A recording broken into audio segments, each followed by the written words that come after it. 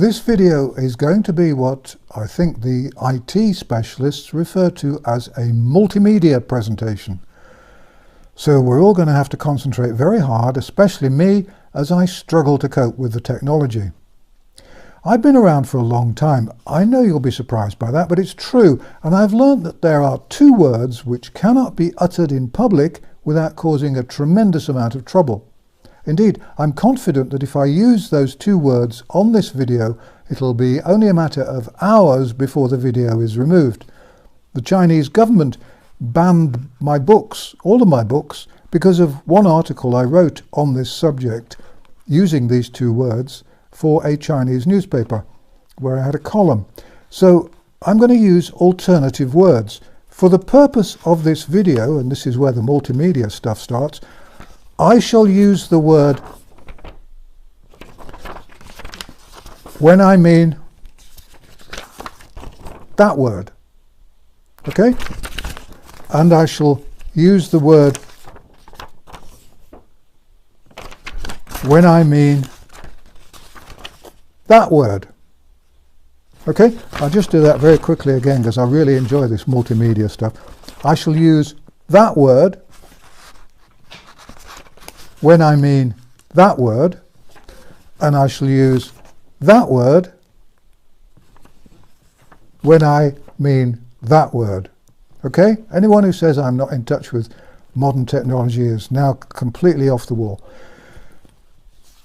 This little bit of sleight of hand should, I hope, keep this video on air until one of the army privates working for the government bothers to listen to the whole thing instead of deleting it because the title or the keywords are in breach of security regulations. The full text of the video will of course be available on my website with some suitably positioned asterisks to ensure that the censors aren't troubled and don't have sleepless nights. So that's the introduction over with. Now for the nitty-gritty, as they say. Some years ago I wrote a book about stuff and about stuffing programs. I filled the book with information that I collected from medical journals and medical books. I've been studying stuff for half a century or so. I ended the book by pointing out that my view is that stuff is unsafe and worthless and that I wouldn't allow myself to be stuffed again.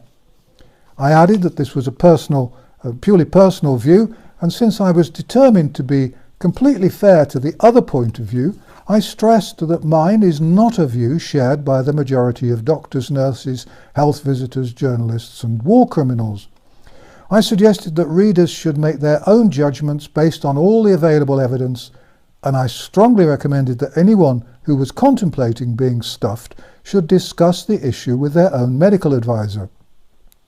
The bottom line is that I do not advise anyone not to be stuffed or not to have a child stuffed because I'm merely an author. I'm medically qualified, medically trained, but it's not my job to tell people what to do.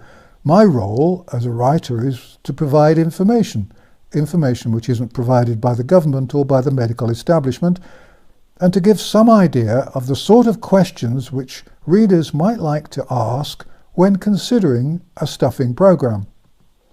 So, before you allow your doctor to stuff your child or yourself, you might like to ask him or her these essential questions which I wrote for my book. I wrote these in 2001, but they're as valid now as they were then.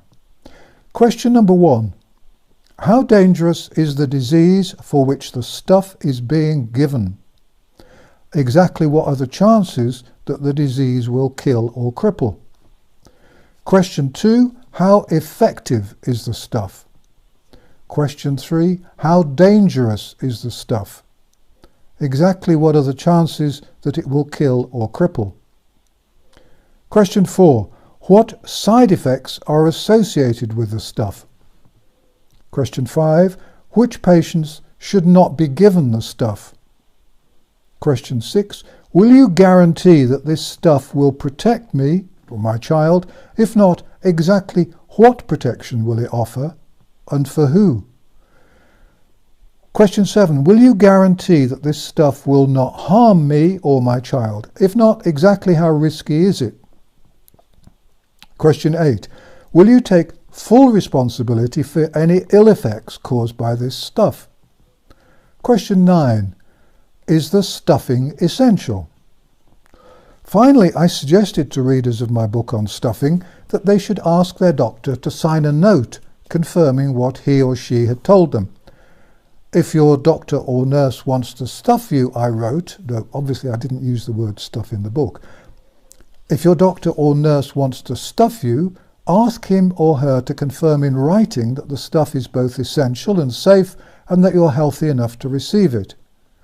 You may, I warned, note his or her enthusiasm for the stuff, and indeed your company, suddenly diminish.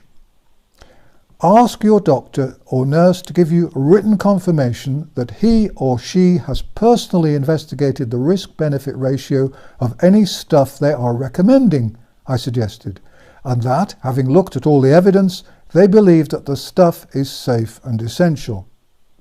How could any honest, caring, well-informed doctor or nurse object to signing such a confirmation, effectively accepting responsibility if things go wrong?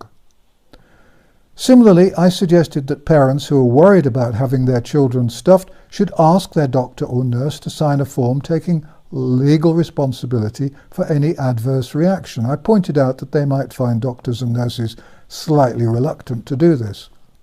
It's important, by the way, to remember that most of the doctors, including nearly all the GPs, who write and speak in favour of stuffing are making money out of it. On the other hand, doctors who oppose or even question stuffing don't stand to gain anything, but are, on the contrary, putting their careers at risk. It's true that I've written a book about stuff. Writing books is what I've done for a living for many decades, but to be honest, I wish I hadn't written this one.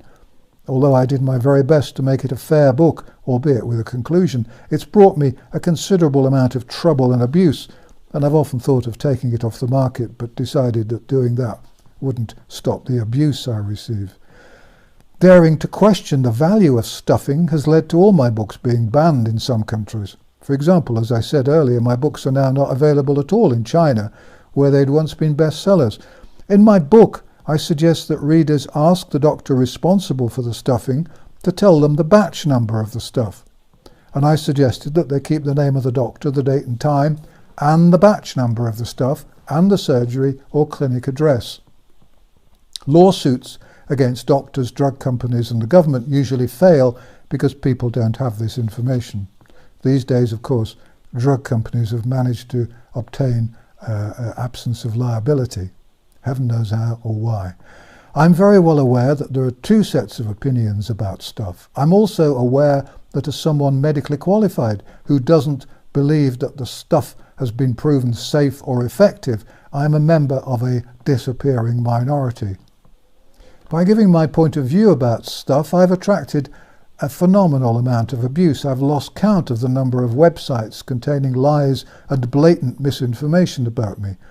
My doubts about stuff and the fact that I've pointed out that there's no evidence proving stuff to be both safe and effective have made me very unpopular and have resulted in my being widely vilified. Governments around the world have in recent years made a very exaggerated effort to silence all the critics of stuffing. I strongly suspect that none of those critics has ever read my book or articles about stuff. Some of my fiercest critics have boasted that they've never read anything I've written.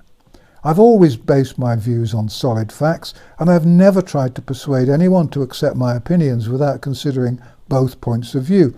However, the supporters of stuffing tend to take a very one-sided view. They're right, and that's an end to it. They aren't interested in facts or boring evidence. I would add that on many occasions over the years I've offered to debate the subject of stuffing live on network television or radio with whatever the government's chief medical officer was at that moment. Indeed, I offered to debate with any 12 medically qualified stuffing supporters all at once, but these offers have always been rejected. The medically qualified supporters of stuffing are adamant that they're right, but they're not adamant enough to be prepared to argue or to defend their point of view in public. I find that strange. I'd have thought that if they were confident in their position, they'd have welcomed the opportunity to try to shoot me down and to prove that the stuff they advocate so enthusiastically is both completely safe and completely effective. After all, Their confidence is so great that their constant instruction to the public is that everyone should get stuffed a good many times by their doctor. Thank you for watching, and thank you for your support and encouragement as usual. Please copy and share the videos. If you want to put on a translation, that's fine. Try and make it accurate if you can. If my videos disappear, please go to my website to find out where you might be able to see them. The transcripts of all my videos, including the banned ones, are always on my website, www.vernoncoleman.com.